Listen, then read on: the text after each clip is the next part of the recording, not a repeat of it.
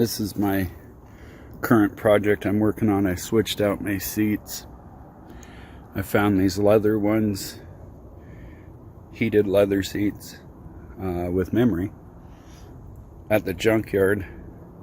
I got the whole set, front and back seats, and the armrest.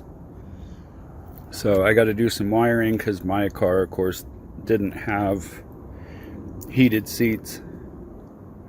So I think there's like 3 wires on this side and 3 wires on that side that my wiring harness didn't have. And then for the memory on that seat, there's another, I think, 2 wires. So that's what I'm going to be working on when I get it figured out on where the extra wires go.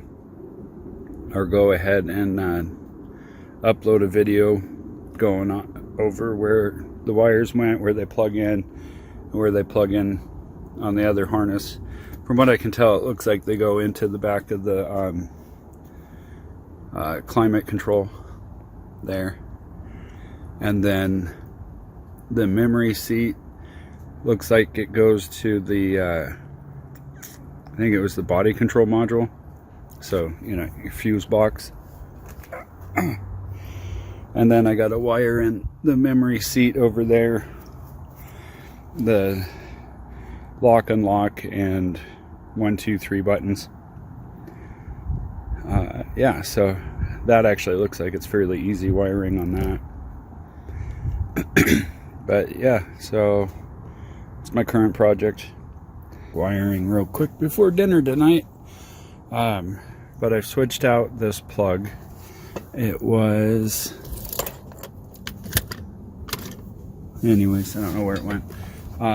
It was a 4-prong plug. And this is for the memory seat. And then I added these 3 wires over here. It goes in this plug right here on the door module. And then you just got to connect these to these, and then I'll be one step closer. I still got to end up pulling this whole harness out of the car or out of the door so that I can get over here to this to wire the I think it's mid-speed it's missing over to the control module. And then of course I still got a wire in underneath the seat. But this part wasn't too hard. You just have to pop the wires out, which you buy these sets on eBay. My dad got me a set of them for Christmas. I don't think they cost too much, probably around 10 or 20 bucks. But you pop off this red part here. Actually, here, maybe I can show you. I don't know if I'm going to be able to do this one-handed, but let's see. We pop these off so that the guard's already off on this one. This one was actually a white guard. But you pop it off, and then you slide your little tool in. On these, it's above the wire. Well, at least on this plug. I've had other ones in this car where they're not. This is rather difficult. And you want to get it up inside the plug. I don't know. Let me turn this on. There's a little tab right in there. Don't know if you can really tell where it's at. Anyways, you get this above the plug, and then alright, so you get it in there above the wire, and then you just press up, press up against the top. That's really blurry, I'm sorry. So you're putting leverage, down, pushing that pin up, and then it just pulls out. And there's a pin that gets right on the back side of this, or clip. It gets right up against that end piece there. Let's see if I can point to it. there's a plastic clip. There we go. It gets right onto that piece right there. And this little tool just gets in there and pries it upward so you can get the wire past it. So that's how that works. And then just remember to put the clips back in. That's what stops them from pulling out too easy. However, I don't know how they would pull out easy because they're a pain in the butt to get out. And that's with the tool. So I think I'm going to stop here tonight. Probably just tape up these ends real quick.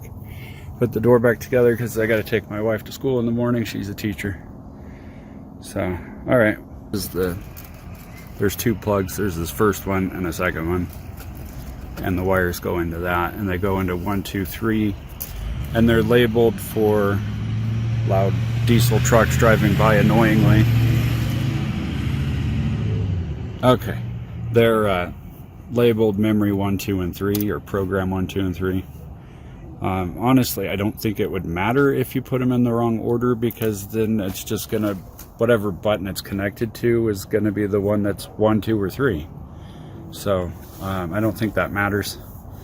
Still gonna wire it up the way it says to. And let's see, not that one. This is the plug off the back of the memory buttons and the door lock. So you have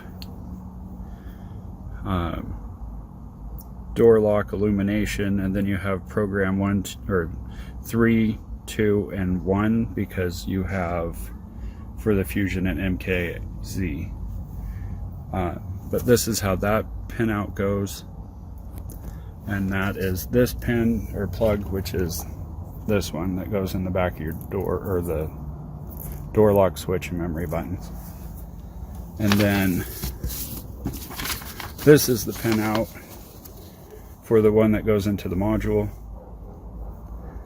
I bought a CD off eBay. I'm sure it's completely legitimate, seeing how it was like $9. But anyways, I got the pin out for it, so I figured why not go for it. Wires soldered together from there to there. Now I'm just going to wrap it so that it looks more factory, because this kind of stuff drives me nuts when people leave wires loose like that. Alright, and it turns out, at least from what I can tell, that purple and gray are the two CAN bus wires that I need, and they're already there. So hopefully I don't have to run those, because I pulled it out and I couldn't get the darn clip off over here, and I couldn't get my hand up in here to disconnect, up in here to disconnect the mirror. But as you can see, I got that one off, so that'll be fun to put back on for no reason. Alright, that's where I'm at for now. I'll get this wrapped up and show you what it looks like afterwards. All taped up now. The wire was a little bit short on here. Hopefully that's not going to cause a problem. But that's where it's going to be for now. Get the door put back together. And then I got to worry about getting the wires ran from back in here down over here underneath the seat and connect those up. Of course, the fun part is figuring out where I can grab those wires from. I think I can get them from behind the gateway module, which is also the OBD2 port. That's where I'm going to try to anyway. Alrighty. Oops, I tucked it back up in here already. I got the wiring installed into the back of the gateway module. I just hooked it into an adapter that mine has in there, a T-harness for remote start, and then ran these two wires out. The two wires that you're looking for in there are 22 and 23.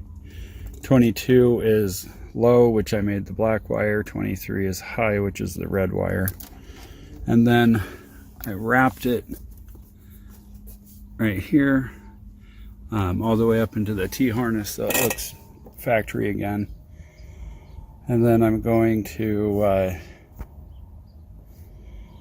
once I get because I'm assuming I'm going to have to wire power from the body control module / fuse box down into the seat for the heated seats once I get the fuse box for under the hood.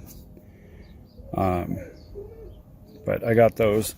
This is a data line, so you have to twist the wires. It's really easy to do. You just get a length of wire, which I got way more than what I need, and then you stick it in a drill and you just let it twist up. And yeah, so that's where I'm at now. And next I got to pull up the seat and the carpet, and actually got new carpet I'm going to put in, so I'm going to go scrub that up, and then I'll come back and finish installing this. Yeah, seat wired. You can see right there, it's just kind of tacked in place right now, but I got the wire ran down through where the rest of the wires go through, and it works. Apparently I do not have the power or the memory mirrors, so I have to get those eventually at some point. And I don't know if this is just my battery's low or what, but it says power voltage B. That's the only error I get on there. If I go and run a test on it, it'll actually tell me I don't have the 2 position sensors for left and right and up and down on the mirror. But, oh, and apparently there is still more wiring to do on these buttons, as they don't work. But I can go into the self-test right here and hit play. And let's see, yep, okay. And the seat will move by itself.